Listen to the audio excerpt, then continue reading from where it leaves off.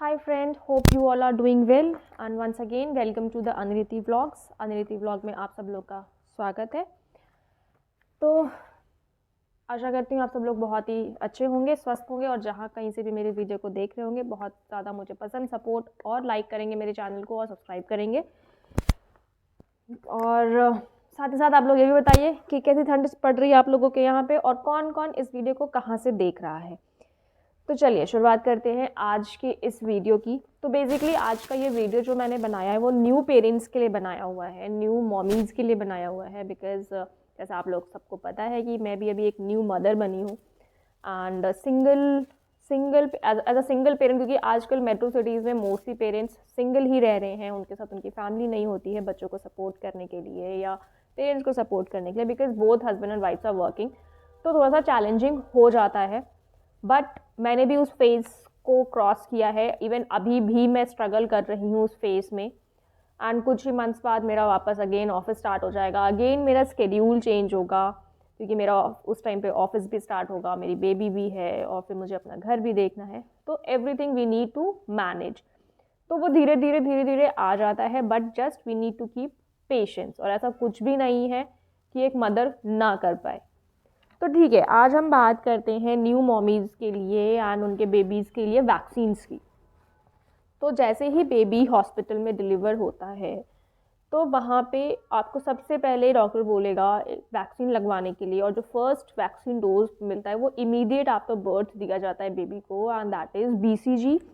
और होता है BCG पड़ता है, एक OPV पड़ता है, हेपेटाइटिस का इंजेक्शन दिया जाता है, वैक्सीन दिया जाता है बच्चे को, जो कि इमीडिएटली आफ्टर बर्थ दिया जाता है बच्चे को for their immune to develop their immune system और टू प्रिवेंट देम, या फिर उनको किसी भी तरह की बीमारियों से बचाने के लिए ही दिया जाता है।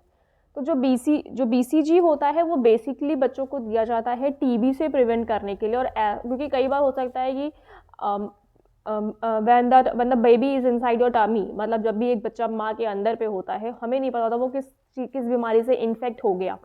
तो कई बार बच्चा इन्फेक्टेड होता है, उसको भी प्रिवेंट करने के लिए या उसको मिनिमाइज करने के लिए भी TB का BCG का इंजेक्शन दिया जाता है, which is to prevent tuberculosis से प्रिवेंशन के लिए ही हम बेसिकली BCG को दिया जाता है।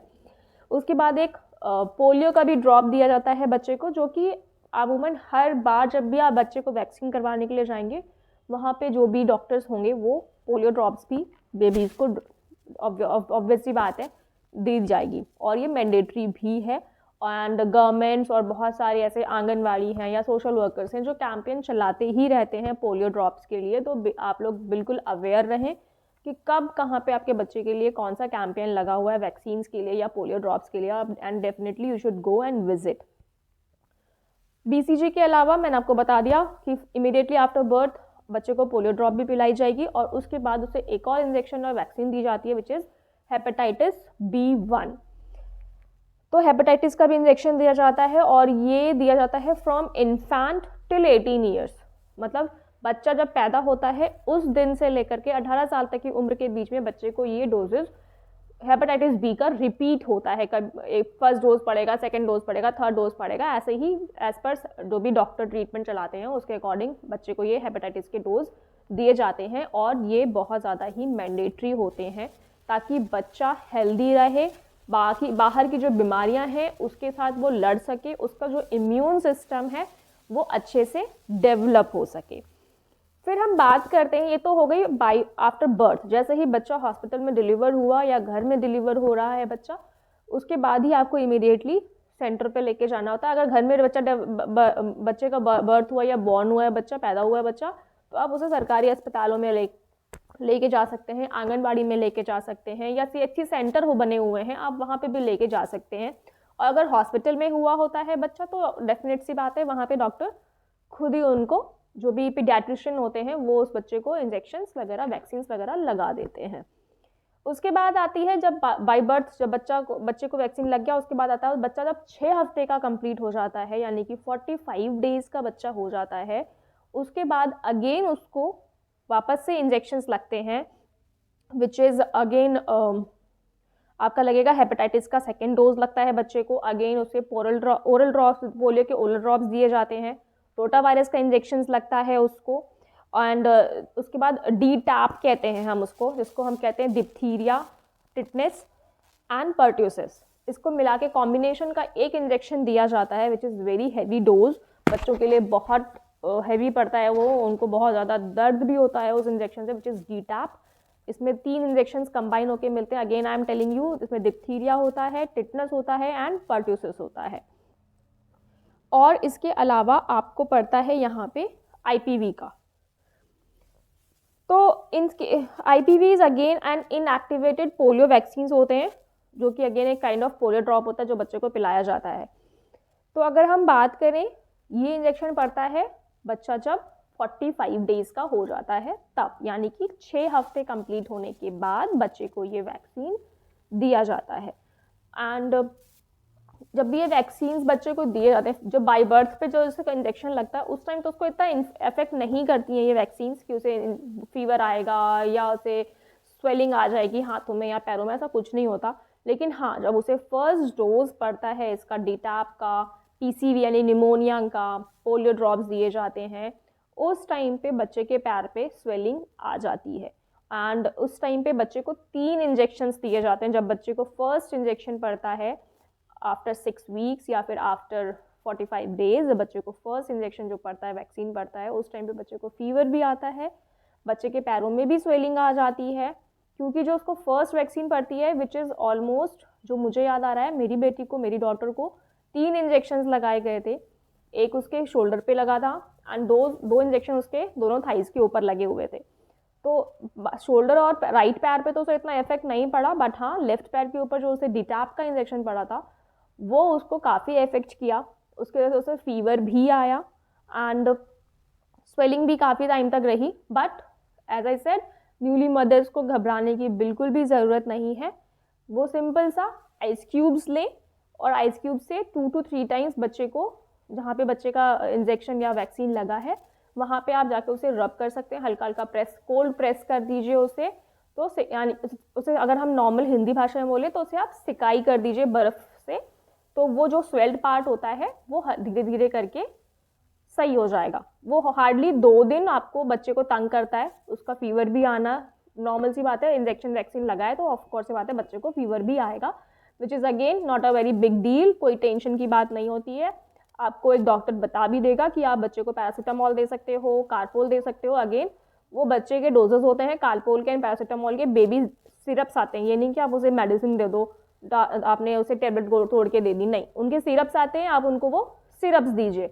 आपका जो बच्चे का डॉक्टर होगा वो खुद ही रिकमेंड कर देगा कि आप 4-4 ड्रॉप, 5-5 ड्रॉप, जैसा आपका डॉक्टर बताए आप उसके अकॉर्डिंग अपने बच्चे को वो ड्रॉप्स दे सकते हो, पैरासीटामोल के या फिर कार्पोल के। उसके बाद आपका जब भी बच्चा, जैसे ही बच्चा 10 हफ्ते पूरे करता है, अगेन ये सारे के सारे वैक्सीन्स रिपीट होते हैं, उनके सेकेंड डोज पड़ते हैं। अगेन उसे डीटैप पड़ेगा, अगेन उसे IPV पड़ेगा, फिर उसके बाद हेपेटाइटिस का भी उसे इंजेक्शन पड़ेगा, उसे pneumonia PCV which is to prevent pneumonia, उसे वो भी पड़ेगा, रोटावायरस का भी सेकेंड डोज पड़ेगा उसको।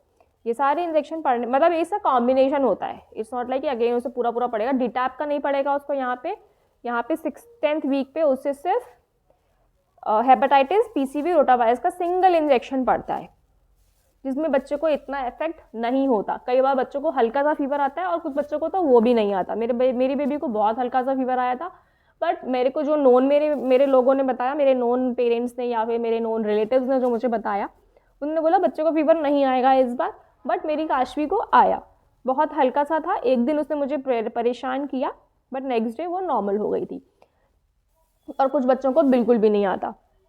तो it depends body to body, again I am saying body to body, baby to baby, कि कई बच्चे बहुत सेंसिटिव होते हैं, कुछ बच्चे डील कर जाते हैं, तो डिपेंड करता है। हो सकता है किसी मदर की बेबी को बुखार आ जाए, वो बोले अरे भाई बच्चे को तो बुखार आया था।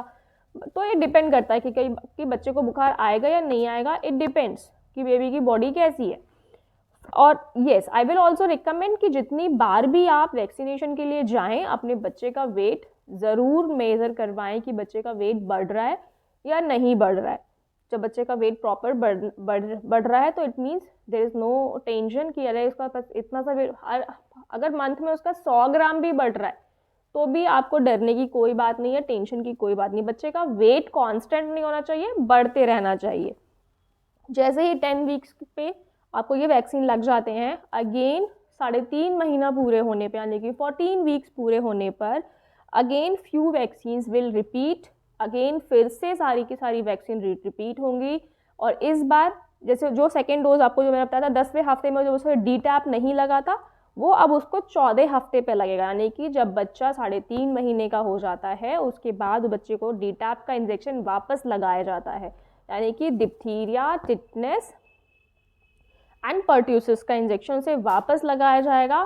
तो मॉमीज़ एंड फादर बिल्कुल रेडी हो जाइए कि इस बार आपका बच्चा ज़रूर परेशान करने वाला है, क्योंकि उसके पैरों में अगेन बिल्कुल स्टैंडिंग पोजीशन में वो वैक्सीन डाली जाती है, इंजेक्शन लगाया जाता है, जो बच्चे को काफ़ी हर्ट करता है, स्वेलिंग आती है और वो हफ्ते 1.5 हफ्ते तक बच्चे के पैरों में स्वेलिंग रहती है।